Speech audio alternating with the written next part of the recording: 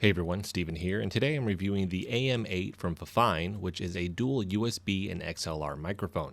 I've reviewed a handful of Fifine microphones in the past, and it's been great watching the company grow and innovate. Their packaging has improved tremendously, with it having a very clean and sleek look now. With that being said, I'll have video of me unboxing this rolling while I cover the specs.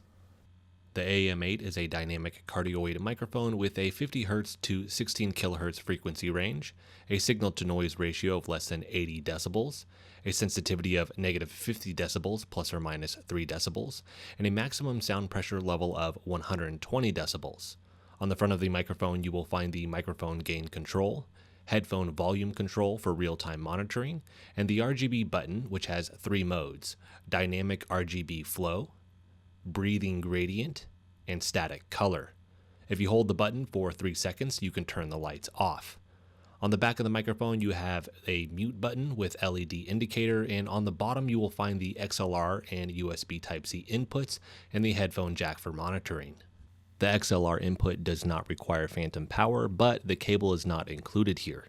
The Type-C cable is 6.5 feet, which is really good, and this will work with PC or consoles as long as they have a Type-C input. Otherwise, you're going to need to buy a USB-C to USB-A adapter. Inside of the box, you will find the microphone, stand, user manual, and USB Type-C cable. The price here is $54.99. Now that I've covered the specs, let's shift over now to what I like about this microphone. And for this, I think this has a very solid sound quality with great aesthetics and a good price to match. So this ticks a lot of the boxes I want out of a good mid-range microphone. And what makes it more unique is the dual inputs with the ability to use the XLR or USB Type-C. This gives the user more options when it comes to how they connect to this, and I'm always for more options and customization as long as performance doesn't suffer, and I don't think it does here at all. Now, this doesn't require phantom power like I mentioned earlier with the XLR cable, but with that you lose the lighting here and any of the functions, because the functions on this in terms of adjusting gain or muting or anything like that, that's going to go to the audio interface that you're using with this. Now, it's not a big downside, but if you really do want the lighting on this, again, if you're using XLR with this, you're going to lose that function.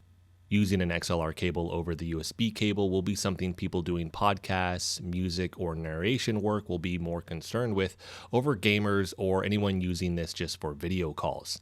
Now, XLR cables usually have a less interference and a cleaner sound profile, while digital inputs like a USB cable are meant to be used with a digital analog converter or with software if you want to clean up the audio. Now, you may have noticed a 1 or 2 in the bottom right hand corner of the video this whole time, and that's to indicate which variation of input I'm using. 1 means this is using USB for the audio input directly into my PC, and the 2 indicates I'm using an XLR cable through an audio interface. Hopefully this will give you an idea of what these modes might sound like through the 2 ways you can connect this, with the only adjustment being made to audio gain to keep the audio levels close to the same.